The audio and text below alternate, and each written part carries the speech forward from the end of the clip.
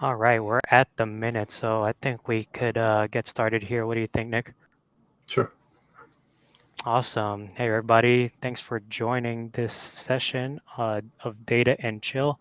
We have our special guest, Nick-EST, who's going to be walking us through part two of on-chain investigations. Before we start, I'd like to just give a quick introduction of myself. This is my first time moderating an event for MDAO, but I am currently the bounty operations lead at Flipside Crypto. So would love to get to know more about all of you guys. Make sure that you're commenting, make sure that you're making sure that you're contributing to this event. We want to make this as interactive as possible. So just a quick announcement before we get started on that note. I am submitting a attendance form that you guys should submit to receive X metric after this event.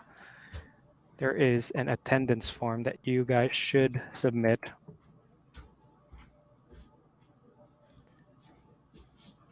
There we go. Here is the form. Make sure to submit it for counting your attendance to this event and showing out. We thank you for making some time to be a part of this event, and I believe that it's gonna be a great learning experience for everybody. So, without further ado, I'm gonna welcome our guest here, Nick-EST. He's did part one of on-chain investigations, but Nick, it's good to have you back on the Data and Chill series with us. Just a quick introduction on Nick. Nick worked in biochemistry before jumping into the crypto space, but then 2 years ago, that's when he started working in marketing in crypto. Just last year, he began doing blockchain analytics and investigations, and that's when he really developed a passion for the industry and the space. So he's been passively in crypto since Bitcoin was first made public, and so I think he's a true OG, if you may. But he has a humble spirit because he still tries to mention to everyone that he's an amateur because of how weak the industry currently is. But to others, he'll be referred to as an expert. So, Nick, great to have you on this Data and Chill series. How you doing, man?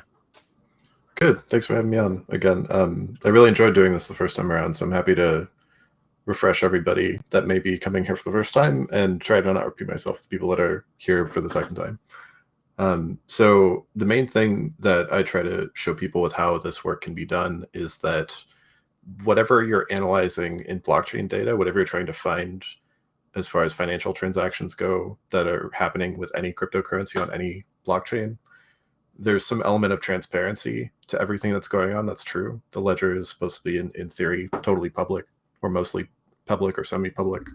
But there are a lot of ways that people are able to hide in obscurity and put out a lot of bad data to kind of make it harder to find them.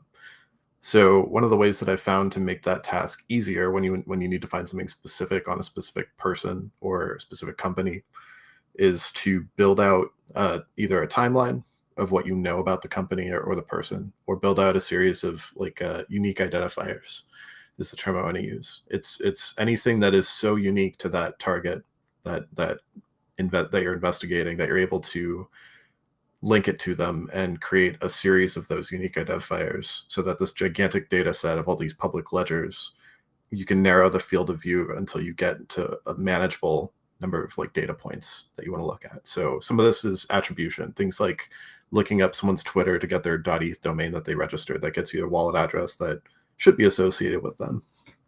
And from there, you can kind of start looking through the wallet history to see if it's really their wallet or if they poorly hid it 1 or 2 degrees away from their actual wallet, or if it's totally cold and they've very discreetly set it up to look like their wallet, but it isn't. There are all kinds of interesting ways that people try to hide from their financial history and what money they have and control. And because of crypto's unique position, a lot of this information doesn't require a subpoena to get it.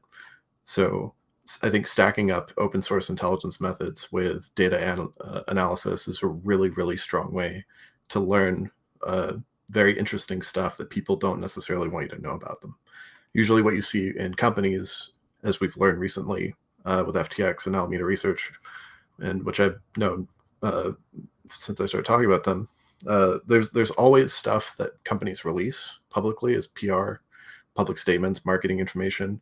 All of that is considered to me to be misinformation because there's a disparity between what they release and what they're actually doing with their money. And that's true of every company I look at in crypto. There's no exception to that rule that I've seen. So with that, I'll ask, do we have any starting questions before I start showing some examples of this stuff? No, this is really a good foundation to get into it. I think by the end of this session, people's eyes will be open to dig deeper into blockchain and realize that it's not all as it appears, and it's not as private as some people think it is. Yeah, and that's really, as long as that remains true, I'm going to have a really easy time getting information. The moment that changes, I'm going to be out of a job. Just kind of why I do these calls, to show that it's very, very basic stuff. So I like to start with Etherscan. You do have some resources here that are helpful, things like tag clouds, macro data on what's going on with Ethereum specifically. I like Ethereum because it's one of the least privacy-oriented blockchains, so it's really easy to find information about targets here and stack it all together. But if you really want to go deeper, I recommend starting with things like CoinGecko and CoinMarketCap that are aggregates, so oracles. You want to look at price data that'll tell you when insider trading is happening if you're looking at obscure crypto projects, or if you're looking at something really, really, I'm trying to think of a good example here. So stable coins and the movements that you'll see for stablecoin volume, for example, can tell you a lot about what's going on. You can see like the stablecoin spike happening between November 8th and November 10th, for example. It gives me a narrow set of, okay, the volume on November 10th is roughly $2 billion. So when I drill down on the data on Ethereum for DAI on November 10th, that gives me a sense of scale, right? If somebody's trading $100 million, maybe that's not a huge amount considering the data set. But if they're trading $1 billion, it's 50% of the day, 50% of the transaction volume on that day. I care more about that, right? So that's really what you're always trying to do, is get context to what you're looking at. Most of the people here will look at data that's raw, unfiltered, and you're trying to get a sense of macro trends. The problem with that is that when you go to Dune to do that work, a lot of the dashboards that you see written here are written to track all transaction data, and there aren't a lot of filters to get rid of bot clusters. And there's a lot more bot and kind of bad data that you'll find in here than you want. So washing out the bot data is a big issue. I don't know what the percentage is on bot data in crypto transactions, but it's huge. It's at least 50%, if not 90. It's somewhere in that range. So the same is true for things like Twitter, right? So if I want to look at, let's say,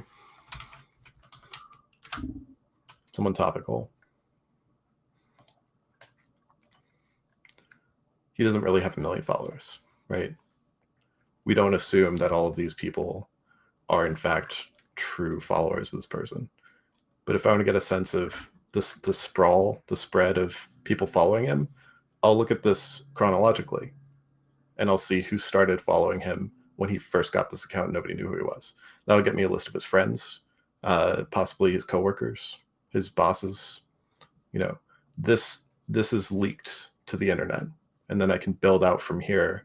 How many of his friends are in crypto? How many wallets can I find that are related to those people? How many of his employees followed him? When did that start? When did the inception of the company start? Rather than what's the official date on the documentation, right? It's to give me a sense of scale for the timeline. So that's a big piece of how this works. You're leaking information online all the time. I'm going around and scraping it all up and trying to aggregate it together to make it useful and give me like a bigger picture view of what's going on. So I want to mention anytime you're doing this work, where you're working with blockchain data and open source intelligence data, there are not a lot of people in the industry that are organizing that information, because it's a hellscape of different rabbit holes to go down, different tools to use. I don't think this person does a great job of condensing information, but he does an excellent job of providing rabbit holes through which you can then do your own condensing. So I really like what Officer CIA, his Twitter's the same. It's like officer _CIA. He does an excellent job. Another more public example would be someone like Zach XBT, who's at a lower level than someone like Officer CIA, but they're all doing the same idea, right? They're taking things like archive.org to look at company websites, tweets, aggregate it with public statements, things that are happening on Telegram and Discord, and then build a timeline and then compare it to the blockchain data to get context. And that's really the trickiest part of this whole thing. Verifying if what you think is going on is what's really going on. So we have a lot of options for how to look at that data. If you're here, you're probably using Flipside's databases and their UI, or using Dune if you're doing this at an SQL Python level. That works totally fine. I don't like to use coding for this because I'm not sophisticated enough to have that skill set. But that's the point, is that you guys can go further with this data than I can in some ways. So some really, really good tools for doing that. I actually saved these in a tab, but they're just sitting here, so I'll just open them up. Crystal Blockchain and AML Bot is a decent tool for this. They used to have a public version of this, but they got rid of it. And then we have BlockPath. So a lot of what we're going to be talking about today depends on which blockchain you want to look at. And that's why this is so damn hard. You have to find tools to look at each blockchain separately and then integrate the analysis together. And no tool is going to give you a full integration across all the blockchains. It doesn't exist. So one option would be to use Maltego. And then from here, get their 5 or 6 integrated blockchain analytics tools. If you really want to find those, they're here. You can't get this one, but some of these are available to people. They do vet, all these companies vet their customers, right? So if this is beyond your scope, if you're not consulting on a high level and you don't have 30 grand of somebody else's money to buy these tools with, your next option down from that would be to look at secondary sources or to look at the blockchain data on block explorers like I'm showing you here. I do both. So one thing that I use to do that is this old list.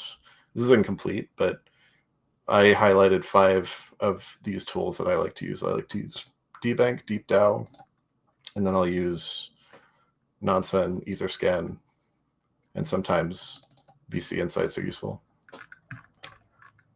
Another thing I'll mention while I'm throwing all of this at you at the same time. So we have these companies that are all doing market reports for us, right? The Block is a really good example. CoinDesk sometimes does decent work. Blockworks.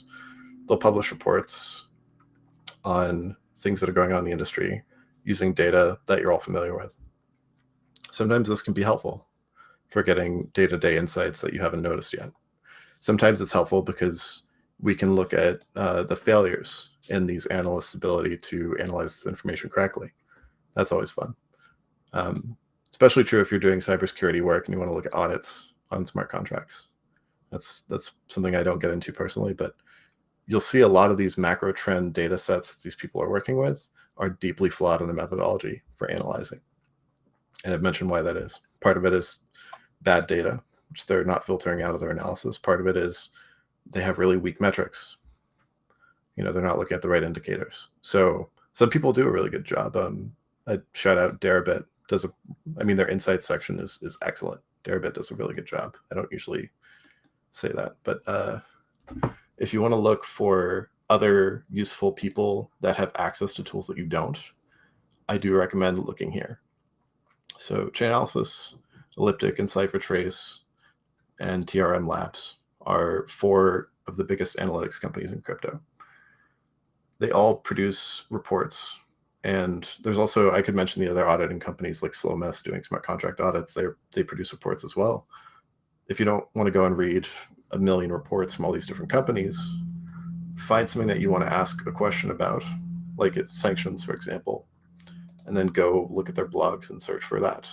That's typically a really good way to start, or look at an official report. There aren't many of those to sort through. So this is one of my favorite ways to do that, is go to Chainalysis's blog, go to TRN Labs's less good blog, go to Elliptic's blog, see what they're investigating, what they care about, because there's a lot of overlap here. It gives you a sense of what are the analytics companies doing with these powerful tools that I don't have access to. And the answer is they're looking at OTC desks. They're looking for sanctions evasion. They're looking to do risk scoring for exchanges. They're trying to enforce anti-money laundering regulations. That's their goal. KYC and AML. So open source, this is all out there. This is all accessible to you guys. If any of this is new information, it probably shouldn't be if you want to do this work. This part of it is essential, I think. So if you want to go deeper, Chainalysis has a list of partners that they license their analytics tools out to. And these guys also post their own blogs with sometimes regrettable lapses in their ability to hide how they found the information. I won't mention which ones, but there's a list of these under their partners, and it's in their directory section. So let's leave the SDN list open. So you guys have all probably heard about Tornado Cash being added to the sanctions list. This target list here is a PDF of every sanctioned by the US Treasury target that exists. This is an aggregate of that information. Their search tool is pretty bad for doing this work. So what I'd recommend instead is going here and just Control F what you want. In this case, I'm looking for Etherscan wallets, so I'm just doing 0x into the Finder, and it's going to show me a little over 200 results when it's done. And I'll just go down the list and scrape these if they're relevant, like these here. These are all ETH wallet addresses for a specific target. These are Bitcoin addresses. So if I want to investigate, and this is how analytics companies make these attributions, by the way. They scrape the SDN list, and this is the starting point. So when I go to Etherscan, this should say blacklist or OFAC sanction. So then it does. That's where that data comes from. If you look at Dune, the same list that you see populated by Dune or by Tether's blacklist. Tether's blacklist is a little different, but in general, this is the starting point for all of that information that trickles down to these analytics companies. So going back to the primary sources is sometimes helpful if you want to do this yourself and make attributions at a higher level. I do recommend this as a resource. It's also good to remember that in the history of law regulation, there's only a handful of targets that have these wallet addresses. Yeah, we had a question. This is just making a comment that this is really insane how all of this is just open source and able to be accessed by anybody, and you could just dive deep into all of this information that's just given publicly.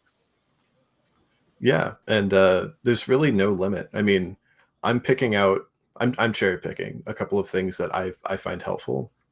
But if you want to go insane, I mean, you could spend your next 2 weeks on Officer CIA's start.me page. But if you want to go really crazy, type in OSINT. I'm searching my bookmarks right now. Type in OSINT on start.me. This is my own start page, but OSINT start.me, you'll get like 30 results. I've actually already got most of those listed here. So this is my own personal list of these that I don't usually touch. But if you want to go further, if you know how to work with something like Maltego and query a traditional database setup, you can use leaked databases to make attributions as well. That's something most people actually don't know you can do. Database leaks happen all the time. Stacking them together with cryptocurrency wallet addresses yields crazy results. And that's something that's kind of beyond the scope of what I'm able to teach you about. You could probably teach me more than I could, anybody in this audience. But I mean, for example, these are here. The same things I was just listing off. They're right here. So start.me is a good resource if you want to go, list hunting and look for links for things that you don't know about that are out there. You'll never run out of tools. Well, I know you've opened my eyes already in this short 24 minutes that this event has been going on. Man, this is like revelation on all these sources that I didn't even know about. I'd like to open it up to the audience here if anyone has any questions. This is some really good stuff, but anyone have any specific questions regarding blockchain investigations? Oh, here we got one from Given Malangu. He says, "How did you analyze the FTX hackers transaction?" Can you give a little bit of insight how you did that, Nick? Sure. So the short answer on that one is I didn't, because I knew I wouldn't need to.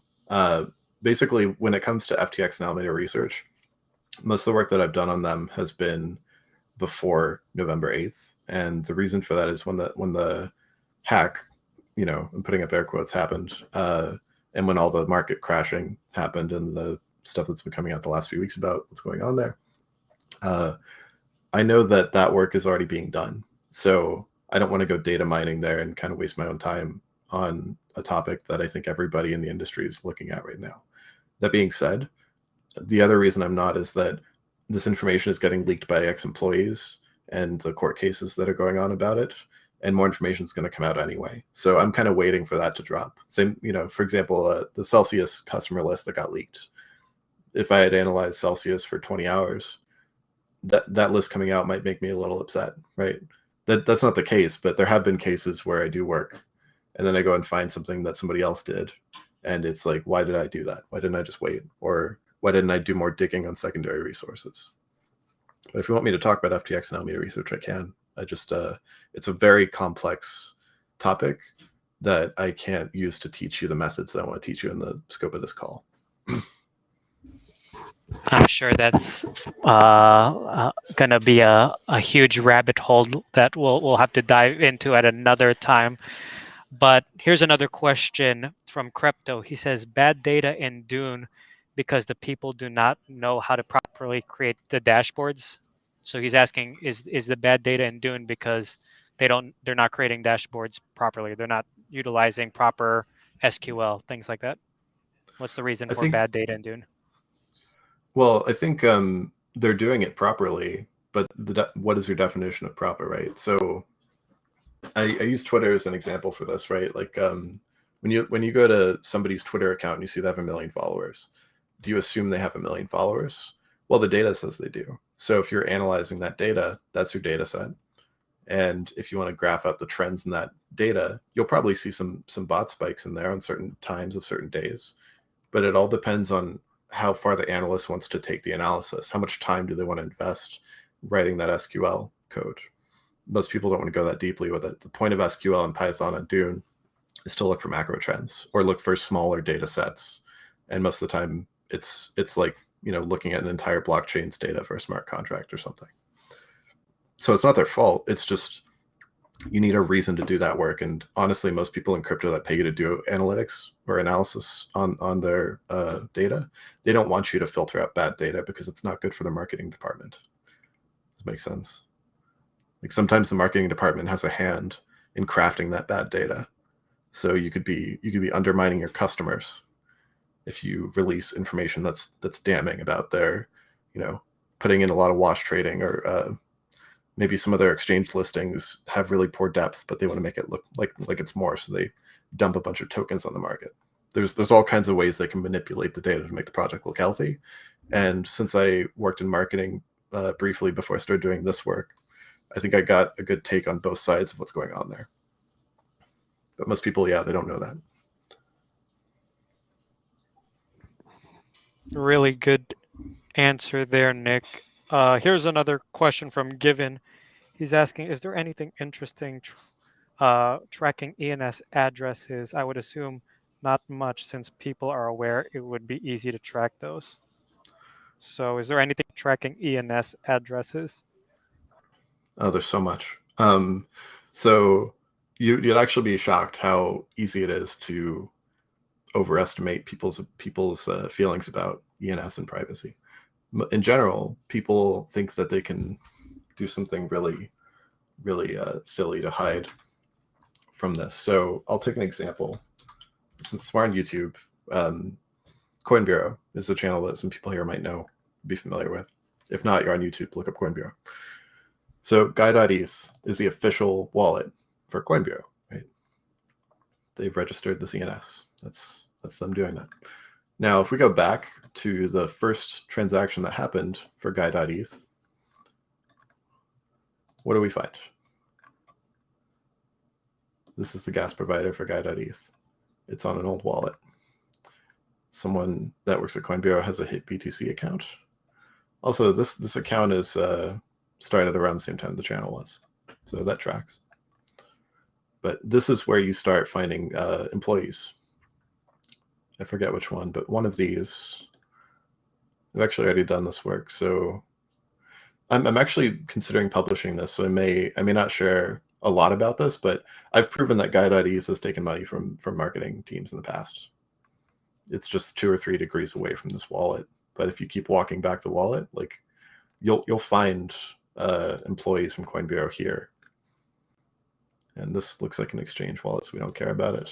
How many transactions did this one do? 18. So this wallet's not a true wallet. This is just a really old gas provider wallet. But yeah, this is what you do. You walk back the gas provider a few degrees away from your target. And sometimes you'll find a personal wallet that way. Sometimes you'll find recurring monthly payments. You know, you can usually track employee payments from a company if you know the name of the company and you find a company wallet. I consider this to be a company wallet, so I'll use this to get the rest of the network and then, you know, look back and see what I can find. Well, I hope everyone is sleeping comfortably tonight, knowing that people like Nick are able to dox you just by going through your ENS name. Any other questions here? Another one from Given. He's asking, define bad data. He's still a little bit lost on what that means. Yeah, I get this a lot. So let's take a really good example. BUSD. So I'm just using an example that I happen to notice recently. So if you're analyzing BUSD for all-time traffic, I mean, that makes sense, right? But if you notice on the bottom here on the volume, there's a gigantic volume spike that happened 2 weeks ago when the FTX news was breaking. It actually happened right before, when the balance sheet was leaked. I think on November 3rd. Yeah, it started right here. So if you're analyzing the past month for volume on BUSD, your data is going to be skewed to hell. But it's the job of the data analyst to notice that and maybe decide that you want to look at this on a yearly perspective, or maybe just take this data out of the equation as an outlier. Because if you look at this on a yearly timeline, it is absolutely an outlier in the data. But what if that data is always going on? So what if we're looking at, I don't know, KCS, KuCoin's exchange token? I could have stuck with Binance because they do a lot of wash trading too, but KuCoin is really, really guilty of this. So KuCoin's volume, they do wash trading all the time. 95% of KuCoin's KCS token is sitting on KuCoin.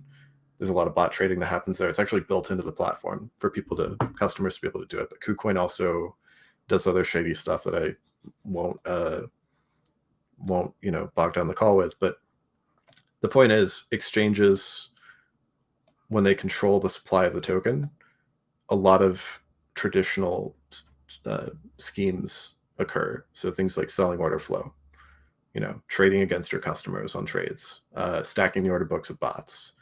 You can actually watch this on KuCoin in real time if you want to take the time to look at their order book. Trade an obscure altcoin and watch the order book shift dramatically in the buy or sell column. Now you can assume that's customer bots. I kind of assume some of that's KuCoin. So in a sense, like a lot of the volume data you get is bad. And actually the one Alameda research like study that I've seen was about 2018 volume in exchanges, if I remember correctly. I may have gotten the year wrong, but they studied exchange volume to look for wash trading and other types of activity that they consider to be bad. Yeah. Any other questions? Does Good that answer your stuff here. question? No, that definitely helped me understand what bad data is. I guess I have a question as we wait for the audience to fill in more questions. Here's a really broad one. How long, when you're investigating things like this, how long does it typically take you to do an investigation, Nick? Sure. So the answer to that is it depends really heavily on the target and the scope of the investigation. I try to make it really not time intensive if I can, because the longer you are looking for an answer on the investigation side of things, the more likely you are to give up because you can't find it easily. And that's really the theoretical limit of the investigation. Like the ledger data is all public. All of this is technically public. Open source data should give you the right answer eventually. But the deterrent factors is why people put all this bad data in these data sets. I'm convinced that's the reason. It's a privacy measure. It's not because they think that you can't find the right answer. It's to make it really, really annoying and difficult to find the right answer. And hopefully by the time you find it, whoever was doing whatever they were doing is already cashed out and gone. And that's usually how that works. Yeah. That's insane. So, investigations can really, depend on the scope, as you said. Um, Another question that came to mind is, can you go into how to spot wash trading? I think this is going to be interesting for the audience to understand. Is can you spot wash trading through these type of investigations? You can. It's tricky depending on the exchange you want to look at. So when you're analyzing centralized exchanges, there are some limits. There are some bottlenecks where you're able to look at, but volume is always a key piece of information that is leaked. So that's part of why people want to know a lot about how the volume on exchanges is actually happening, like what the real volume is versus what the inter-transactional activity is, right? How much of this is happening between accounts on the exchange versus what's happening between the exchange and off-chain, or excuse me, between like the exchange address and on-chain wallets that are going off of the exchange. So one system that I've seen is that CoinGecko has a rating system for this. They actually post their methodology. I think it's here. Yeah, so this is their trust score system, which I totally disagree with, but this is their version of trying to rank who's giving you good data, right? So the problem here is that anything that's off of Ethereum is more likely to do microtransactions, and that's a lot of where wash trading comes from. If you want a really extreme example of this, look at LooksRare Marketplace, which actually incentivizes wash trading. Or, Binance and Polygon, you'll be there forever trying to figure out how much of those microtransactions is arbitrage and how much is wash trading. But really, that's on a macro scale, you want to look at the timeline. You want to look for spikes in volume that occur in tight pieces of time, because that's usually how wash trading occurs. And if you pay a shady marketing department to do wash trading, what you'll typically see, if you're looking, like if this wasn't blockchain data, but we were analyzing website traffic, we'd see bot spikes, right? And I'll zoom in a little more and make this more apparent, but you can see the peaks and then there's nothing in between. So these are all bot spikes. I mean, Binance is especially bad with this because they have Binance Smart Chain where the transaction fees are so minimal that, and you can see there's a macro trend of like an inverted curve there, but you can see actually if you just look really narrow, the spikes and the drops between volume occur pretty much every day. Right after a crash happens, you'll see a lot less activity. Right before, you'll see a crazy amount where both bots and people that have lots of bots in clusters of activity are doing this. You'll see spikes in daily active users and unique active wallets.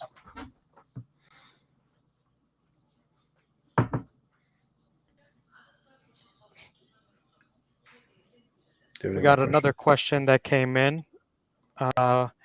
Do you do investigations on DeFi projects? For example, like the Mango attacker. He recently tried to pull the same attack on CRV. I've done some on DeFi, partly because DeFi is a laundering method, but I haven't looked at these questions as much as you might find on, say, Rec News. So one of the sources I would suggest if somebody wants to do this is to go to Rec News for a starting point. Like I know they did Mango, so that's why I'm here. And they've explained context for what the exploit looks like, what the issues were, what the team said, and what the data is that shows you the Etherscan wallet addresses. So this would be my starting point if I wanted to investigate the Mango hack, and then try to find the exploiter from there. What you'll typically find when you're looking at a hacker is that their methods of laundering are a lot more sophisticated than the average person, and they tend to either cash out immediately after the exploit happens, or they leave the funds on chain somewhere, usually in the DeFi protocol or a bridge. And that's what you'll see. They either cash out and exchange. 95% of the time, they go to Binance or Huobi. I think this is helpful to get a good starting point. Rec News, another open source place for information. Question for you, Nick.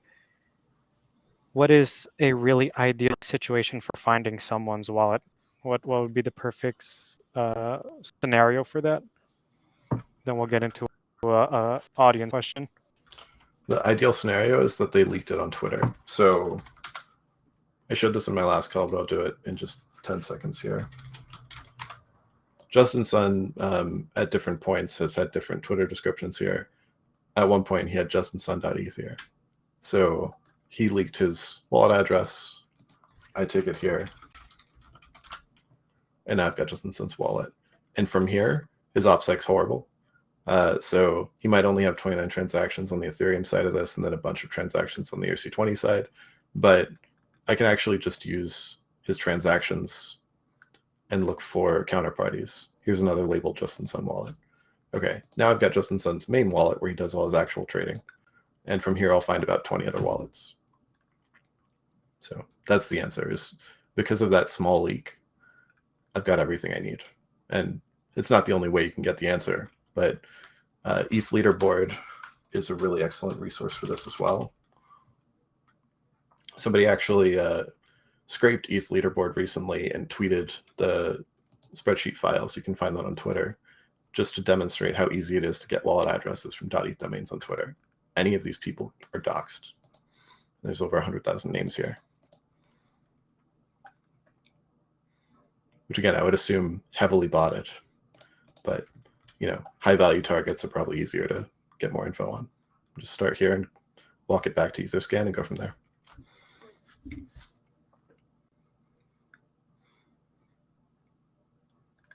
Did we have another question?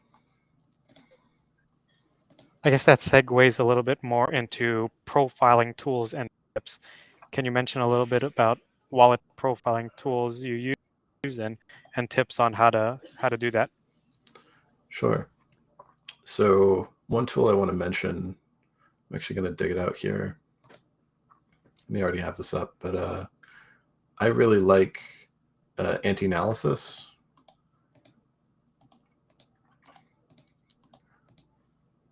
And I'm going to close out some of this other stuff here. So anti-analysis is a profiling tool that I don't use often, but it's using on its back end a couple of leaked, they were scraped.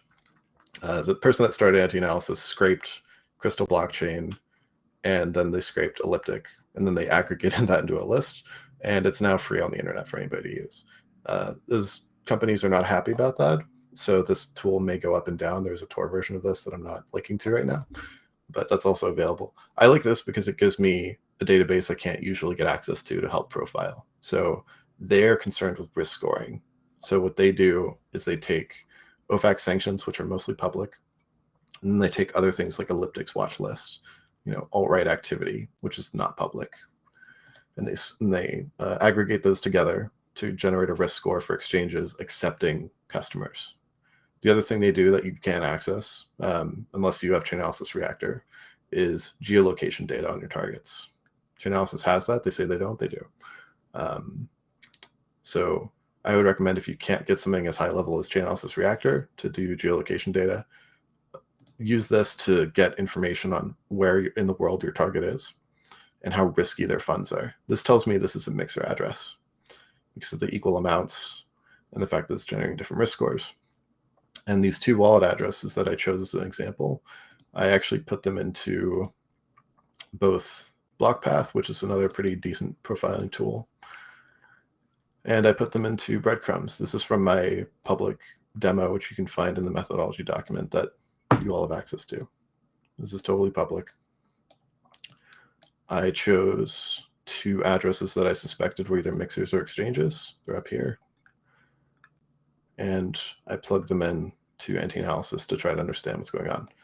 The second address, this one on the right here, is almost definitely an exchange. So that's here.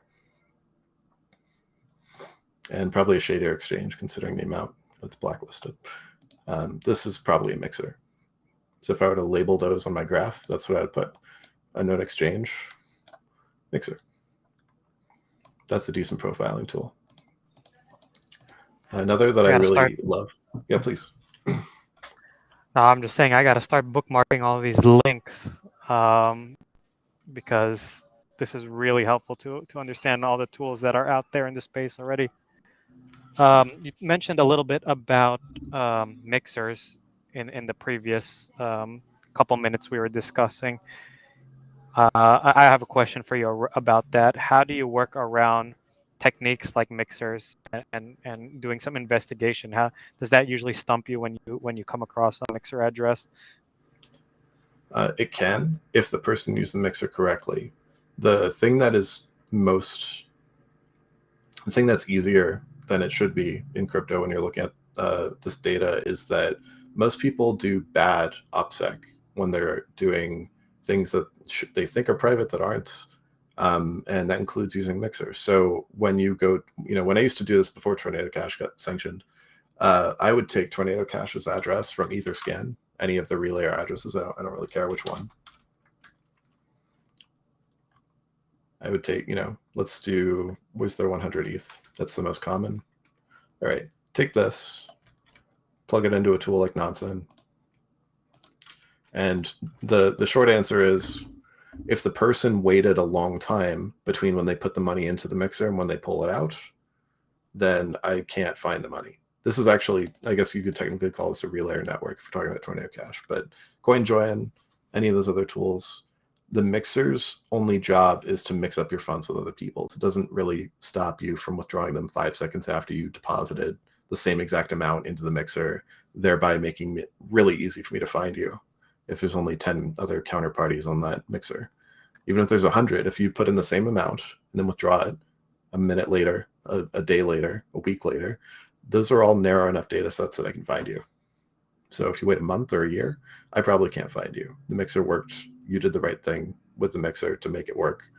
But if you look at the KuCoin hacker who's tagged on Nansen, I love talking about him because the guy that analyzed the KuCoin hack showed how badly the hacker used mixers to try to hide their trades.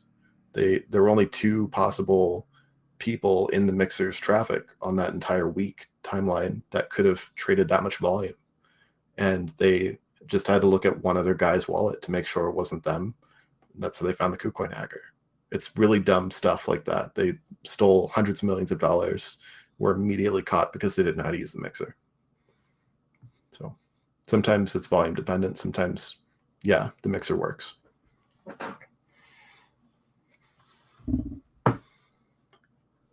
Do you have any other questions? Here's another question, Nick. You mentioned a lot of great resources already, and hopefully we'll have a document that links to all of these things that you mentioned, or people could just watch the recording and link to all the things that you've mentioned. But are there any other good OSINT resources for crypto users like Officer CIA? Officer CA is probably the best I've seen, to be honest. I do think start.me is probably one of the best tools you'll find for doing like OSINT stuff if you want to get lists of tools. And if you want to make this very simple, my best tip if you're using start.me is collapse the things on here that you don't want to really just make your life simpler. You know, look at it like this. It's easier to understand. It's less intimidating to somebody that's new to doing this work. There's also Officer CIA has a Telegram group that you can get access to where a lot of people doing this at a higher level talk about this stuff a little bit. And some other tools I'd mention would be, I'll mention one. Bellingcat does not as much crypto stuff, but in terms of OSINT community, they're pretty much at the top of the food chain.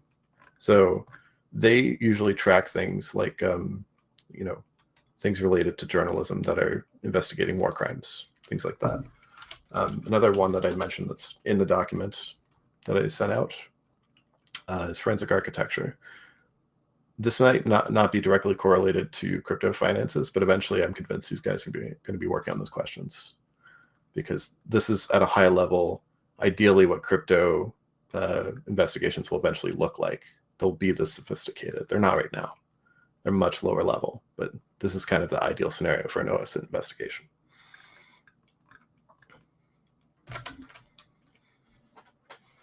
Any others? Awesome stuff. Any other questions before we start wrapping up here? I know we're running out of time, but here's another question, Nick. How do you handle cross-chain analysis, right? How do you handle when a wallet spans across multiple blockchains? So DBank is my answer to that problem. This is free. It's one of the many free tools I'm showing today. So I'll get the address from Etherscan or wherever, CoinGecko, wherever it is. Nansen does have a cross-chain portfolio tool, which I should mention, but it's not very good. It's very buggy. So I tend to not use it right now, but it does exist. It's here. So if you want to get access to Nansen, the cheapest plan is like $150 a month. It goes up to $3,000. I would recommend, if you have money, don't buy the $3,000 version, buy the $1,000 a month plan. It's basically the same. But this is their version of that, where they've integrated a number of chains, which I can get back to here. They've integrated these. So Ethereum, Polygon, Avalanche, Arbitrum, Phantom, Ronin. Some of these are incomplete. On DBank, you'll get however many cross-chain interactions there are on DBank, but DBank's got like 30 integrations. They're the best that I found. That is another way to do that would be to analyze the bridges that exist. If you want a list of bridges, that's actually available right here on Etherscan tags. So 194 bridges, 163 wallets. Those are here. That's what I would do for a starting point.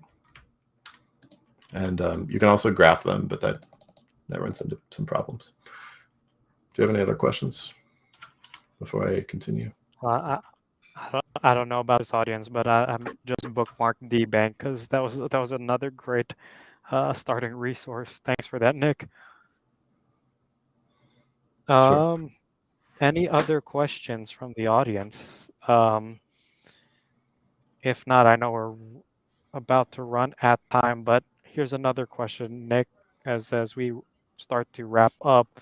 Where can people find more information on getting into on-chain investigations? If you were gonna, give advice to someone starting out and wanting to do this, what would be a good starting point to get into these type of investigations? How would you teach someone who has zero knowledge and getting them up to speed?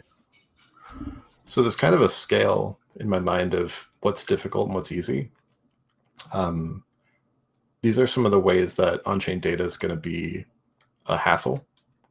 But working from postmortems on things that are inherently bad actors. So looking at things like, the Axie Infinity Ronin hack, You know that that was done by North Korea because Chainalysis told us. And you know what the methodology was because you can go to Peck Shield Alert on Twitter and look it up. I would start with things like hacks and scams where you know exactly what happened and then see if you can analyze it. Analyze your own transactions. I tend to say that every call I do. Try to understand what the difference is between what you think is going on and what's actually going on. Look at how MetaMask works when you make a transaction with it as a plugin and see what the process looks like, because you'll see a lot of this activity is repeated multiple times. Once you understand, okay, that's a MetaMask transaction. It's 1 inch, it's Uniswap, it's blah, blah, blah. It's like 4 transactions put together. It's easier to walk past it and say, I don't care about that. And it's easier to actually identify really interesting things. So most analysts do this by looking at crazy spikes in transactions that happen with one transaction and a stable coin or with ETH.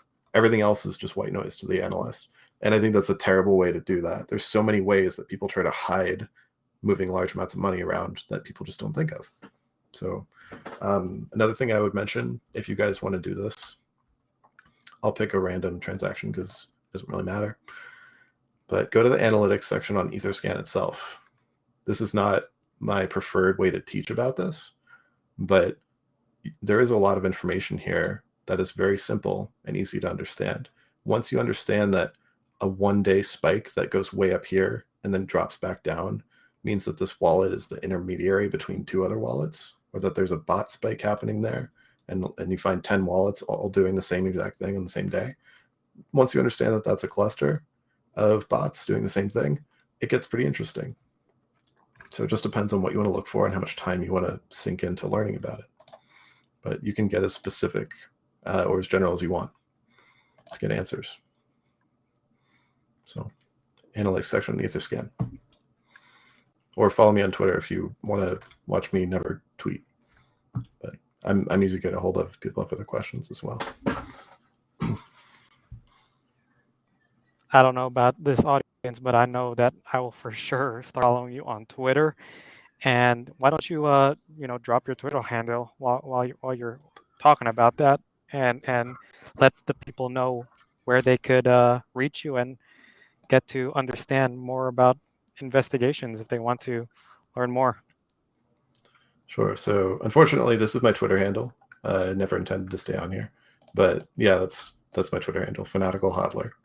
I'll probably never tweet on here, but if you need to get in touch with me, this is an easy way to do that. And if you want to utilize Twitter as a resource, their search engine is terrible. I would look up Google Dorks, which is a really common OSINT way to just use Google better.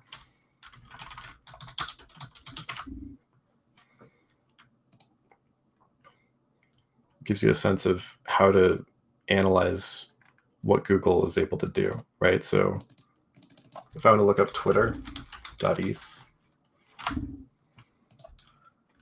maybe it would help me if I make this a little more, you guys know how to code in SQL and Python. I'm sure you know how to query Google correctly, but just in case you don't, it's a good PSA for anyone that's new to doing that. Well, it looks like you have a lot of fans already through this chat. Anne Relin says that he just wants to say, or they want to say, that they really love you and what you're doing. So amazing stuff, Nick. Amazing stuff. Thanks. And I do want to say, the first thing I tell people when I do these calls is that anybody can do this. I've been doing this for 1 year as mostly a hobby. You can make a lot of money doing this work. I'm not going to lie. And there's almost no one that I've come across that can do this better than I can. And that's not hubris. I truly, no one knows how to do this, which is kind of shocking. But ask around. Ask anyone you know. Go ahead. Report back to me. I've yet to find someone that's doing this work at this level who isn't working for a top analytics company. And even those guys, I think, make a lot of mistakes. So the playing field's pretty weak. And people learning how to do this stuff, I think, can really do a lot of damage for good or evil. So there's a lot of tools out there to do this. Go find your interesting skills and do what you want with it. Nick, is there a way we could get all the resources that you provided at a call? So I haven't made a list of what we talked Like a about quick today. document that someone could refer to?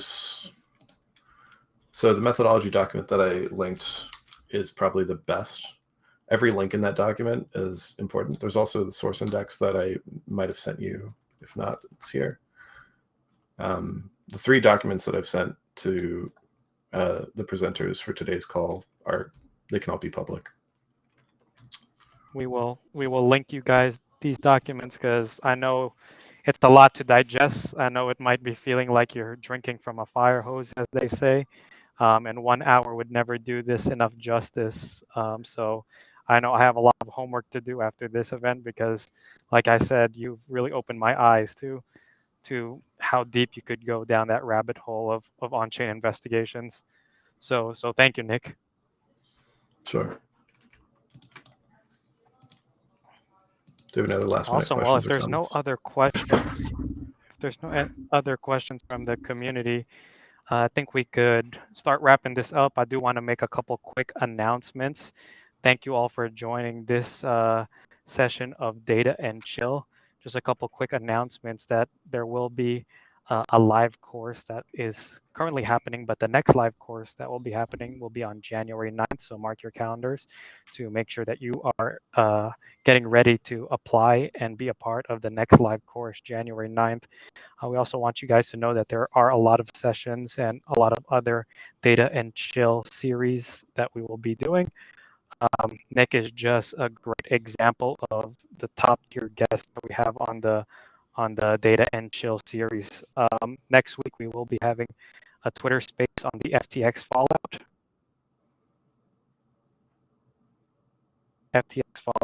And also we'll be having a demo from Zeta Block. So always a lot to participate with here at Metrics. But thank you again so much, Nick, for taking some time and opening a lot of our eyes on OSINT and all the different tools that you use, and also encouraging someone like me who's a little bit newer to the crypto space. I haven't been around since the Bitcoin days, but also showing that there can be a place for us to get into this with such a short amount of time, because you only started getting into this a year ago, and you've done a crazy amount of improvements and a crazy amount of learning in just 1 year alone. So I hope that encourages everybody who's joined the call that they too can be like Nick and just be the GOAT at what he does.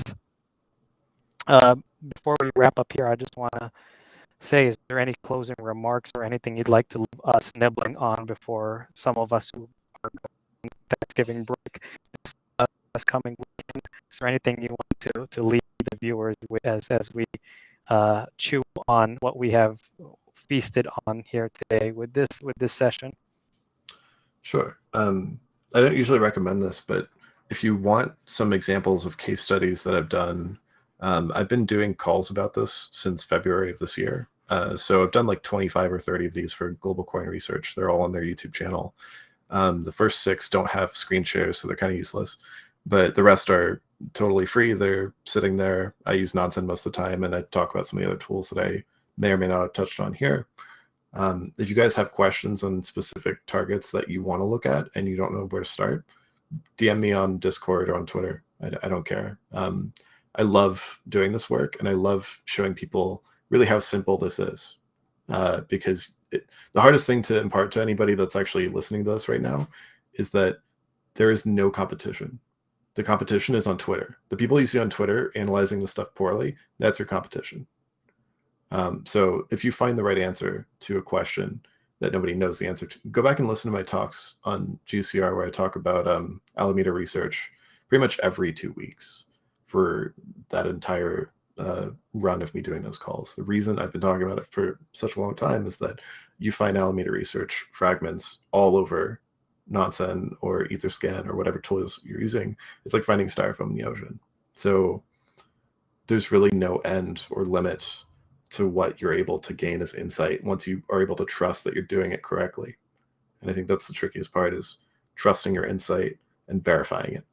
If you can get over that hurdle, everything else becomes very, very simple. It's an awesome closing remark and a good piece of advice. That, like he said, there is no competition in this space right now. So this would be the prime time to hop in and try to get an advantage before people start knowing about all the tools that are available out there. So we are, part of the tip of the spear, being able to see all these things happen before the public sees them. So again, thank you, Nick, for joining.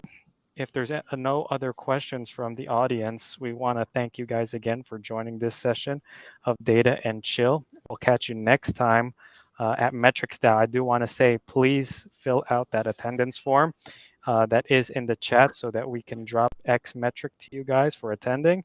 And we will catch you guys at the next Data and Chill series. Thank you, Nick. Thanks for having me.